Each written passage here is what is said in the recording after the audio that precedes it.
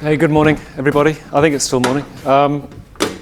When I come to these events, when AI is sort of on the agenda, I have to sort of give you some sort of full disclosure, is that that's not necessarily my business.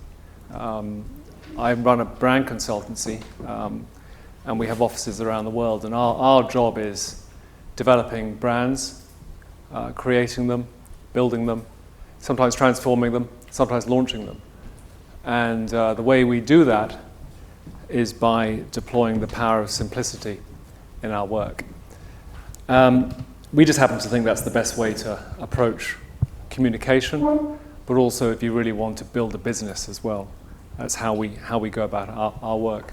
So we were formed in 1969, and the other thing I think about when I think about AI is it's not really a news story any longer. For those that remember 1969, and I actually do, although I was pretty formative years for me, I have to tell you. You might remember, Kubrick's movie 2001, and for those that remember, the onboard AI computer was a pretty big feature in that movie, and it misbehaved quite badly. What I found quite interesting is that was AI, and also that was also where there was the intersection, if you like, of modern day branding with AI, with entertainment as well. And as some may know, I'm sure you do, that Kubrick approached lots of different brands to be featured in that movie. Of course, Pan Am being one, the BBC being another, Parker Pens being another. There were quite a few. But IBM was invited also to that. And IBM kind of looked at Kubrick when he went to say to them, I'm making this movie called 2001: A Space Odyssey. Would you like to be in it? And they kind of looked at him and thought, no, thank you, you crazy hippie. We don't. So he said, fine, fair enough. So he took the apparatus that was going to be this AI machine, and he just decided to have one back on at IBM, and literally one back on them. He took the IBM name and went one letter back to create the onboard AI computer that we all know is now called HAL. And HAL misbehaved itself very badly. So that's when we started our business as well, but this mic is a bit misbehaving. But also when I feel AI became very, very much in public consciousness as well. And also that year, Jagger wrote to Andy Warhol to ask him to design one of their album covers. And I don't know if you can read. I can read that, actually. It's probably too small, but I'm going to read it to you, okay? So, 21st of April, 1969, Dear Andy, I'm pleased, actually, no, I'm really pleased you can do the artwork for our new hits album. Here are 2 boxes of material which you can use, and the record. In my short, sweet experience, the more complicated the format of the album, e.g. more complex than just pages or fold out, the more fucked up the reproduction and agonizing the delays. But having said that, I leave it in your capable hands to do whatever you want. And please write back saying how much money you would like. I dream about briefs like that. Doubtless, a Mr. Al Steckler will contact you in New York. He was the Stones' lawyer. With any further information, he'll probably look nervous and say, hurry up, but take little notice. Love, Mick. So we started our business in that year. And we sort of felt that the world was too complicated. We were started by a contrarian called Alan Siegel, who was just angry with everything, angry with all sorts of things. And he wanted to find ways to reduce friction, reduce complexity, and make things easier for people to consume, understand, and work for as well. So there's our philosophy. That's how we began. And we have worked towards that ever since. So one thing we do is obviously design brands, develop brands.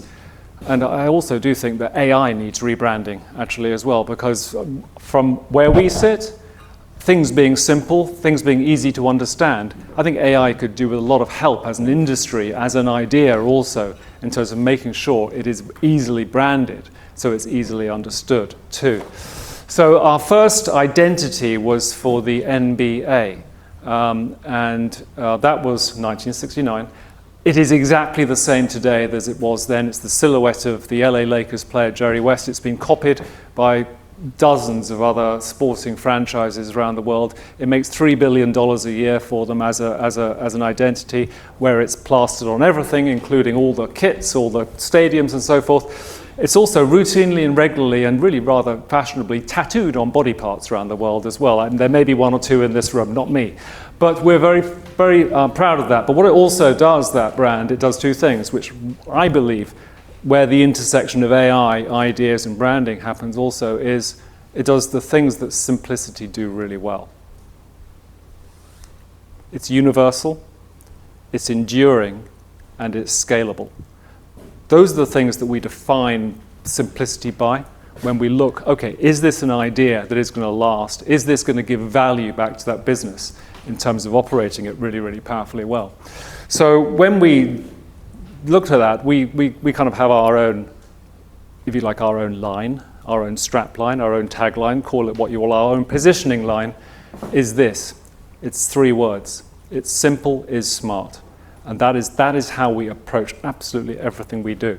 So we don't just say it, and when we say that to people, they kind of look at us and go, huh, yeah, that makes sense. Intuitive sense that makes. So I thought I'd go a little bit beyond just the intuition of simplicity today and just talk to you also a little bit about where we put our money, quite literally. We do our own research on simplicity. We have our own in-house teams at Siegel+Gale, both quantitative and qualitative. And we measure the impact of simplicity on brands around the world.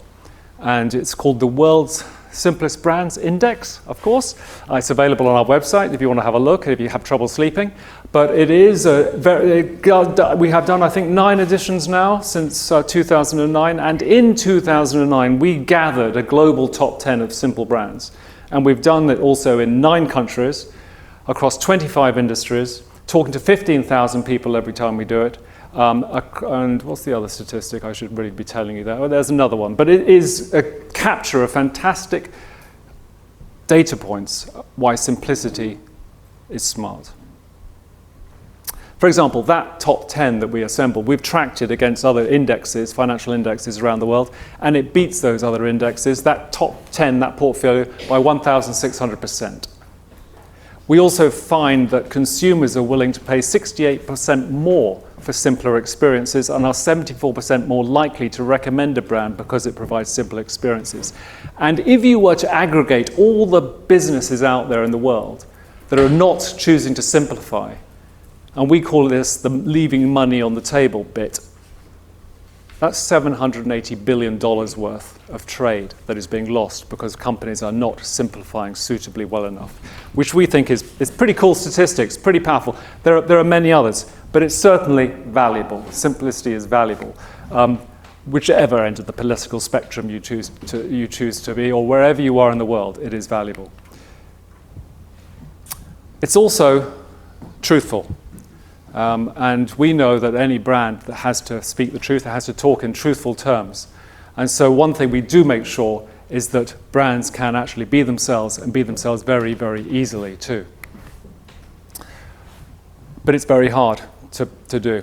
It takes real conviction. It takes a CEO generally, or a CMO, who really, really, really can determine what really matters about that business and what really doesn't matter about that business also.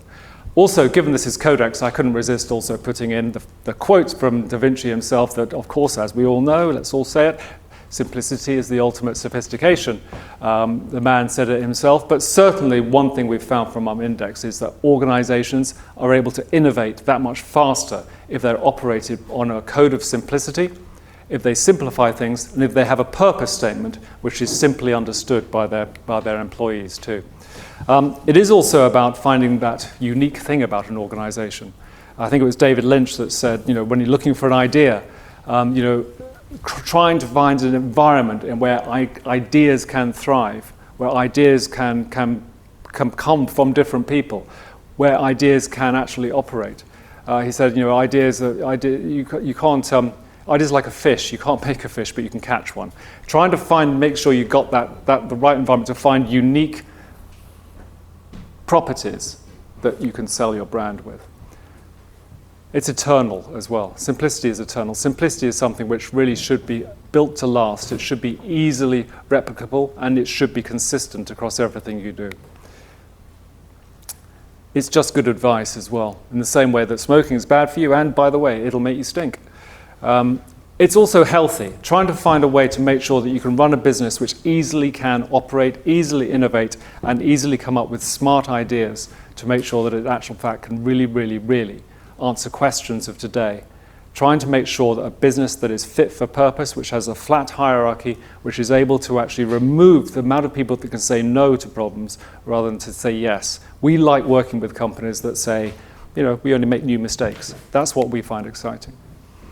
It's also gives great confidence, simplicity, when you really know what you stand for. There's that wonderful expression in bullfighting, which is querencia, which is where the bull is in the ring and it really is in command of itself. But I love the fact that simplicity does that. There's a very good friend of mine went through a breakup and decided to sell the apartment that she had been sharing with her partner. And this isn't one of those stories which is actually about me, but it's actually about a friend. But it is about a friend of mine. And she decided to sell the apartment and then sell everything in it as well. So she had a party, of course, and all the furniture, everything, every stick in there had a price on it. She sold the lot, and then she thought, I will now do something else. I'm going to go through my address book, and I'm going to cross out the people I don't want to know any longer. And she did that. And she went a step further. She phoned them up and told them. But what that did, which is fantastic, I think, it's bold, it's brutal, it's simple. It enabled her to travel through life that much faster, that much easier, unencumbered by the things that were holding her back. And that is also where we feel simplicity and organizations thrive, when they're able to dispense with things that they don't really need. It's good protection too. But it's also about great relationships.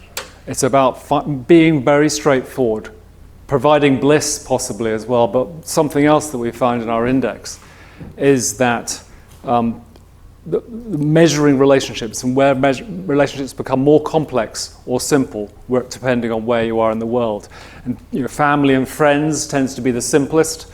Work and romance tends to be the most complicated. And around the world, absolutely every country that we study around the world, and we do study from China, Japan, India, United States, the UAE, Saudi Arabia, Germany, Sweden, and the UK, we find that romantic relationships are the most complicated for everywhere, but they're the simplest for men, apart from one country in the world.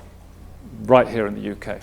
That tells you something about the average Brit, the average Brit male, I guess. But there you go. That's for another time. There's lots of fun data in this book, I can tell you. So you can find that.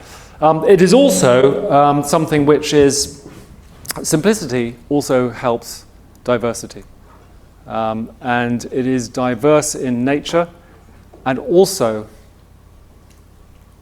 inclusive.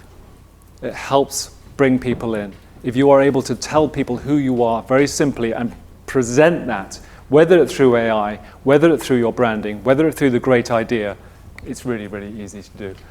Ultimately, it's humbling. And one of the sort of killer ways of thinking about simplicity is simple is smart, because we're all going to die, which is true. And when you think about it, when you think about how long we are on this planet Earth, let's say for a very average man like me, my life expectancy is probably about 80 years. So if you were to fold that up into a 24-hour period, and if you were to take all of recorded time and fold it into that 24-hour period, that is 0.001 second, which, as far as I'm concerned, is way faster than a blink of an eye. So simple is smart because there's no time to waste. Time is too precious, and we better use it really well and avoid complexity, avoid friction, and plump for simplicity. Thank you.